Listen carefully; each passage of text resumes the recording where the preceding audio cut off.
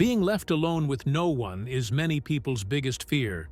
Yet this was the life of 10-year-old Isabelle Smith until Elon Musk found and adopted her. Imagine being in the Arctic, separated from the world, with no food, with harsh weather conditions, and polar bears searching for prey. The saddest part is losing the comfort of her parents and any other family members. What more is there to this story? Where does Elon Musk fit in? Join us as we explore who was left alone in the Arctic with polar bears and later found and adopted by Elon Musk. Isabelle Smith, stranded in the Arctic. Isabelle Smith was just 10 years old when her life took a turn not even she or her parents could have predicted. A turn that would change her life forever. At just 10 years old, she found herself stranded alone in the Svalbard Arctic, a frozen wilderness where only few who enter into it come out in one piece. So, how did she even get there in the first place? After all, a 10-year-old ought to be under the guidance of her parents at all times. However, her parents might have orchestrated this themselves. Isabelle's parents were renowned wildlife researchers, known for their work documenting the behavior of polar bears in the remote regions of the Arctic. The family had arrived at an isolated research station, far from any trace of civilization, where they intended to spend the next few months studying the bears' migratory patterns and adapting to the changing climate. How then did Isabelle get stranded? Who saved her eventually? Get ready for a tale that will leave you breathless. Isabelle's family had set up camp at one of the research stations in Svalbard's northern reaches, far from the small settlements scattered across the islands. For weeks, they had ventured out each day, tracking polar bear families and observing how climate change was impacting their migratory patterns. Isabelle loved the adventure, the thrill of riding snowmobiles across the ice, the crunch of snow under her boots, and the sight of polar bears in the wild, majestic and powerful. It started as an ordinary expedition, one of many that her parents, renowned wildlife researchers, had undertaken over the years. The Norwegian archipelago was known for its breathtaking yet desolate landscapes, towering glaciers, vast stretches of ice, and fjords that shimmered in the perpetual twilight of the Arctic winter. The Arctic was as beautiful as it was dangerous. Endless stretches of white snow met the sky in a seamless horizon, and glaciers sparkled under the sunlight. But for all its beauty, the Arctic was a perilous place, where one wrong move could spell disaster. Isabelle's parents were experienced, but even they were not prepared for the storm that struck. It was a day like any other, the family out on a snowmobile, tracking a herd of polar bears. But the weather in the Arctic is notoriously unpredictable. What started as a gentle breeze soon turned into a howling storm. The wind whipped up the snow, making it impossible to see. Isabelle clung to her parents as they tried to go through the storm, but even her parents were already panicking. In the chaos, the snowmobile veered off course and plunged into a deep hole, throwing them off. Isabelle's parents were quickly surrendered to the dictates of the wind, losing grip of the snowmobile and sight of their daughter as they fought for their lives till they couldn't any longer. And here comes the dreadful moment. Isabelle was utterly alone. The first few hours was like a dream. Isabelle wandered aimlessly through the blinding snow, calling out for her parents, but her voice was drowned out by all the noise around. The cold bit into her skin, and her small body was without strength. She had no food, no water, no shelter, nothing except the clothes on her back and the bleak, endless whiteness that surrounded her. She had heard stories from her parents about the dangers of the Arctic, about how even the strongest could be brought to their knees by the cold. But Isabelle was young and determined, and as night fell, by the sheer wonder of nature, she stumbled across a small cave in the ice. There, she huddled for warmth, her breath visible in the freezing air. She was terrified, but her fear was soon replaced by something more primal: survival. The next morning, Isabelle ventured out of the cave, hoping to find a way back to the research station. But the Arctic had no mercy for the lost. The entire Slacy had transformed overnight, and Isabelle couldn't tell where she was. She was disoriented, weak from hunger, and her hope of finding her parents faded with each step. But her problems were minimal until the polar bears came. At first, Isabelle was petrified. She knew from her parents' research that polar bears were dangerous, the largest carnivores on land. They could easily overpower a human, and in her weakened state, she wouldn't stand a chance. But as the massive creatures approached, Isabelle noticed something strange. The bears didn't seem interested in her as prey. Instead, they were curious. One of them, a large female with 2 cubs, sniffed the air around Isabelle as if trying to understand her presence. Isabelle froze, her heart pounding. The mother bear could have attacked at any moment, but instead, she simply turned and lumbered away with her cubs following behind. For reasons Isabelle could never fully explain, she began to follow them. Over the next few days, Isabelle's life became intertwined with the bears. She followed the mother bear and her cubs through the icy wilderness, always keeping a safe distance. But it wasn't long before she realized that the bears were, in their own way, watching over her. The mother bear never allowed Isabelle to stray too far, and more than once, the bear shared her kill with the young girl, offering scraps of meat that Isabelle was desperate enough to eat. In time, the bond between Isabelle and the bears deepened. She mimicked their movements, learning how to live through the treacherous ice and snow by observing how they walked and hunted. When the bears rested, Isabelle rested. When they moved, she moved. She had become part of their world, a wild creature in a land untouched by human hands. Weeks turned into months. Isabelle had no way of tracking time, but the change in seasons told her that she had survived the harsh winter.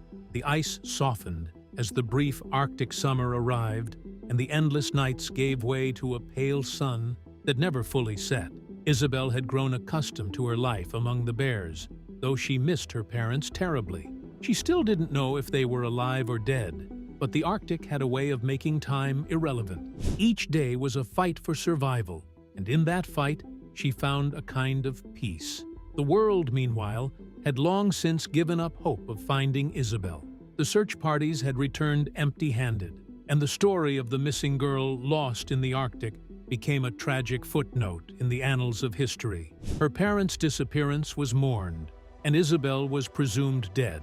That is, until Elon Musk became her knight in a not-so-shining armor. 2 years after Isabelle's disappearance, Musk had launched a new initiative with SpaceX to explore the Arctic using advanced drones. His team was testing new technology designed for use in extreme environments, machines that could operate in the coldest, most desolate places on Earth. One day, one of Musk's drones picked up something unexpected, a small heat signature moving among a group of polar bears.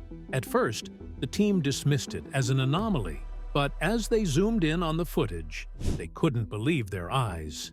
A child, alive, walking alongside the bears as if she belonged with them. Musk, fascinated by the discovery, led an expedition himself. They arrived at the location by helicopter, landing cautiously so as not to frighten the polar bears. Isabelle, now 7 years old and almost unrecognizable from the little girl who had disappeared, stared at them with wide, unblinking eyes. Musk approached her slowly, aware that the girl had become wild in her years of isolation. It took time, but eventually, Isabelle allowed herself to be led away from the bears, who watched the scene from a distance before retreating into the wilderness. Back at the base, Musk's team tended to Isabelle. She was malnourished and weak, but otherwise healthy. Slowly, she began to speak again, though her words were few. It was clear that her time in the Arctic had changed her forever. She had become one with the land and with the bears who had saved her life. Musk, deeply moved by her story, decided to adopt Isabelle. He brought her back to civilization, where her tales of survival captivated the world. But despite the comfort and luxury of her new life, Isabelle never forgot the bears.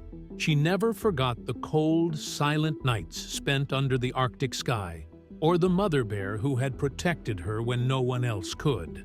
In time, Isabelle became an advocate for Arctic wildlife, working alongside Musk to raise awareness about the fragile ecosystem she had once called home. She returned to the Arctic often, though now as a protector, not a survivor. Because some bonds, like those forged in the ice, are unbreakable. Sunita Williams, similar travails, and Elon Musk's reactions. Isabelle's story is much like Ada Blackjack's story, and many like it still abound today. Much like Ada's rescue and her journey to survival, a similar situation is unfolding with Sunita Williams, who is currently stranded in space. Elon Musk has set a plan in motion for her rescue, and even intends to adopt her once the mission is successfully completed. SpaceX has launched a mission to bring back 2 astronauts stuck at the International Space Station. The return is expected to happen in February after their Boeing spacecraft was sent back empty due to safety concerns. Why did they go to space in the first place? How is this similar to Blackjack's story? What you're about to hear will blow your mind. The mission, led by NASA's Nick Hague and Russia's Alexander Gorbanov, aims to retrieve Butch Wilmore and Sunita Williams after their original 1-week flight turned into an 8-month stay in space. Officials stated that returning them earlier on SpaceX would disrupt other scheduled missions, so the return flight will carry them back, closing another chapter of survival in extreme conditions, similar to Ada Blackjack's story. NASA deemed Boeing's Starliner too risky after thruster problems and helium leaks during the journey to the space station. To make room for Wilmore and Williams, 2 astronauts were removed from the SpaceX launch. Sunita Williams was promoted to commander of the space station, which will soon return to a normal crew of 7. Once Hague and Gorbanov arrive, 4 astronauts who have been there since March can leave in their own SpaceX capsule, with their return delayed by a month due to Starliner's issues. Before the flight, Hague acknowledged that change is a constant in human space travel. He noted that while change always happens, this time it has been more visible to the public. Hague was chosen as the commander for this mission because of his past experience managing a launch emergency. 6 years earlier, a Russian rocket failed shortly after taking off, and the capsule carrying him and a cosmonaut safely detached and landed. NASA had to pull rookie astronaut Zena Cardman and veteran astronaut Stephanie Wilson from this flight, after choosing SpaceX to bring the stranded astronauts back. NASA stated that both astronauts would still be eligible for future missions. Gorbanov remained under a partnership agreement between NASA and the Russian Space Agency. Just as Ada fought to return to her son, these astronauts are navigating their own challenges to ensure their safe return home. Zena Cardman was unsure when her space launch would happen, but she felt confident it would take place. She participated in the launch livestream from NASA's Kennedy Space Center, where Stephanie Wilson joined her for the afternoon liftoff. Just before the rocket launched, Nick Hague honored his 2 colleagues left behind, expressing their unbreakable bond and teamwork. Once in orbit, he described the experience as a sweet ride and expressed gratitude to everyone involved. Earlier, Hague recognized the difficulties of launching with a reduced crew and the challenge of returning with 2 astronauts trained on a different spacecraft. He acknowledged the dynamic challenge ahead, but emphasized their professionalism and commitment to stepping up. SpaceX has led NASA's Commercial Crew program since the retirement of space shuttles over a decade ago, successfully delivering astronauts to the space station in 2020 and completing about 10 crew flights for NASA. In contrast, Boeing has faced several challenges, including the need to repeat a Starliner test flight after the initial one went off course. The Starliner that left Wilmore and Williams in space landed safely in the New Mexico desert and has since returned to Kennedy Space Center.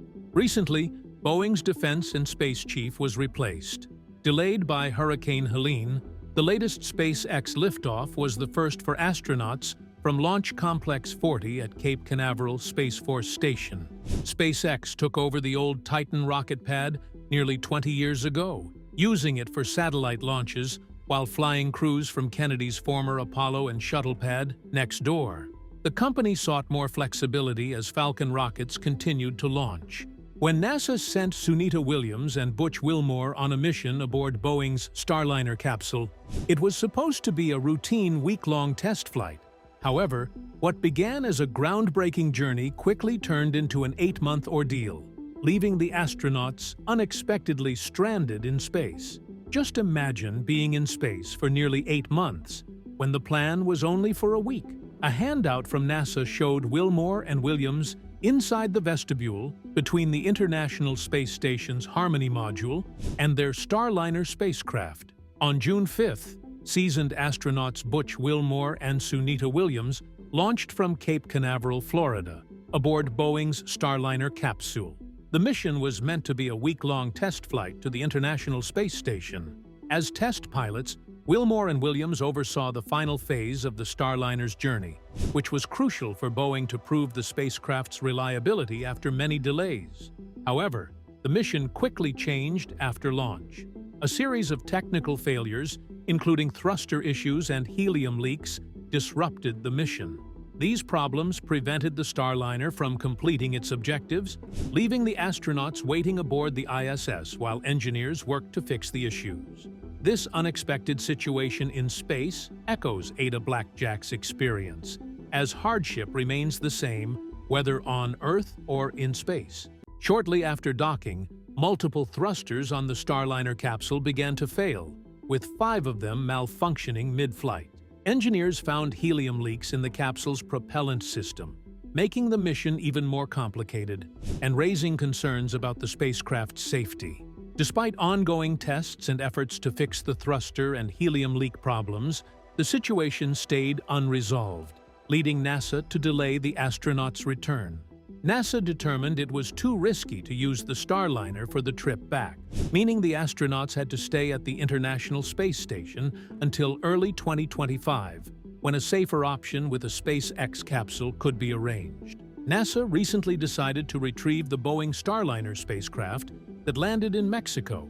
Even with its technical issues, the spacecraft made a successful return to Earth, becoming a valuable resource for further analysis. Both astronauts, retired Navy captains with extensive space experience, remained strong during this lengthy mission, contributing to work on the International Space Station while adapting to their extended stay with resilience and professionalism. They participated in U.S. elections from space, as astronauts aboard the ISS have been voting since 1997, using a special electronic system that ensures every vote counts. This incident highlights the uncertainties and dangers of Earth and space exploration, showing that even well-planned missions can be disrupted by unexpected technical problems. As Wilmore and Williams await their return, it reminds everyone of the resilience needed in space and the ongoing need for innovation and problem-solving. With SpaceX heavily involved, many are eager to see how empathy will play a role in retrieving those stranded in space, particularly regarding Elon Musk's response once they are brought back. What do you think about Ada Blackjack's story? How do you think it compared to Sunita Williams' story? Drop your thoughts in the comments. If you enjoyed this video, remember to like, share, and subscribe to our channel. Don't forget to check out the next video on your screen. You will enjoy it.